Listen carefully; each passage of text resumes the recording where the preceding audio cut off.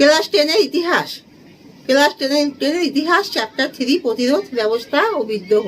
তোমরা সবাই মন দিয়ে শোনো আর সবাই লেখো আর সবাই লাইক আর সাবস্ক্রাইবটা দিয়ে দাও। সবাই মন দিয়ে শোনো আর লেখো। প্রতিরোধ ব্যবস্থা এখানে বিভিন্ন কৃষক সম্প্রদায়ের মানুষের মধ্যে যে ক্ষোভ বিকশিত হয়, অর্থাৎ জমিদার ও কোম্পানির যে স্বৈরাচারীমূলক স্বেচ্ছাচারীমূলক শাসনের ও তাদের বেশি করে রাজস্ব আদায় ও তাদেরকে নির্যাতন, তাদেরকে বেগারের সমদানে বাধ্য করা প্রভৃতির জন্য তাদের মধ্যে বিক্ষোভ দেখা দেয়। এই বিক্ষোভই গণবিদ্রোহে পরিণত হয়। এই সময় উপজাতি অঞ্চলের মানুষের মধ্যে বিক্ষোভ দেখা দেয়। উপজাতি অঞ্চলের মানুষেরা কোনো চাষবাসের সুযোগ সুবিধা পাচ্ছিল না, তাদের জমি কেড়ে নেওয়া হয়েছে এবং তাদেরকে বেশি করে রাজস্ব দিতে বাধ্য করায় উপজাতি সম্প্রদায়ের মানুষের মধ্যে বিদ্রোহ দেখা দেয়। এবং সাঁওতালদের বিদ্রোহ হয় 1856 থেকে 57 সালের মধ্যে। সাঁওতাল শ্রেণীর সকল মানুষেরা এবং বিভিন্ন কৃষক শ্রমিকও এর সাথে যোগদান করে সাঁওতালরা যে